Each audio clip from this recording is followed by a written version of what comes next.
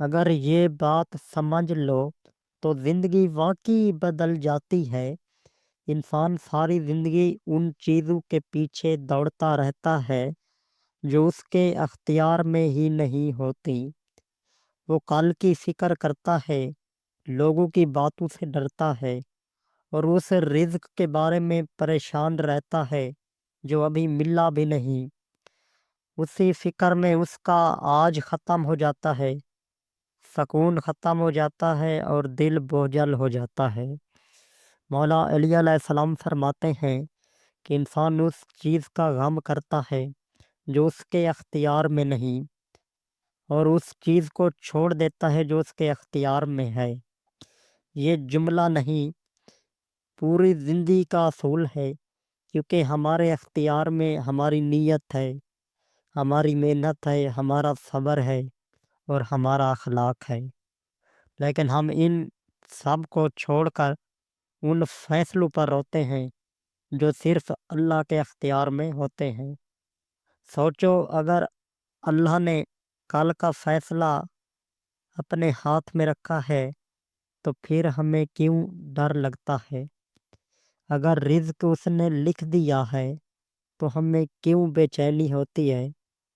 مولا علی علیہ السلام ہمیں سکھاتے ہیں کہ مومن وہ نہیں جو سوال نہ کرے، بلکہ مومن وہ ہے جو سوال کے بعد بھی اللہ پر یقین رکھے۔ زندگی میں آزمائش آنا اس بات کی علامت نہیں کہ اللہ ناراض ہے۔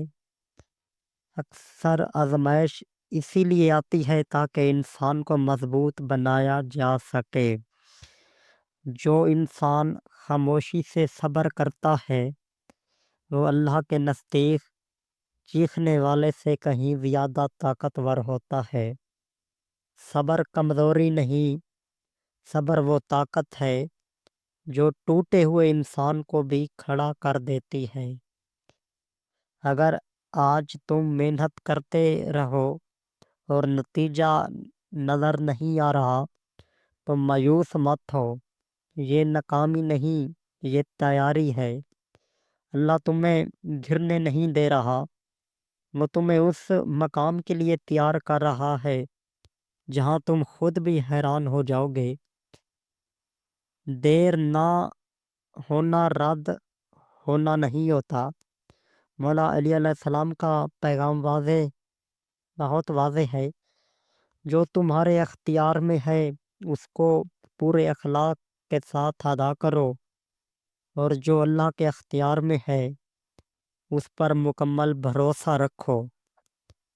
جب ایک انسان اپنی ذمہ داری سچائی سے نبھاتا ہے اور نتیجہ اللہ پر چھوڑ دیتا ہے تب دل ہلکا ہو جاتا ہے، خوف ختم ہو جاتا ہے اور سکون خود راستہ بنا لیتا ہے۔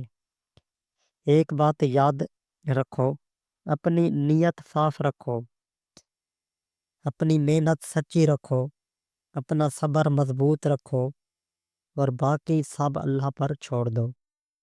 اگر یہ بات دل میں اتر جائے تو شکایت دعا میں بدل جاتی ہے، ڈر یقین میں بدل جاتا ہے اور انسان وہ بن جاتا ہے جسے حالات نہیں توڑ سکتے۔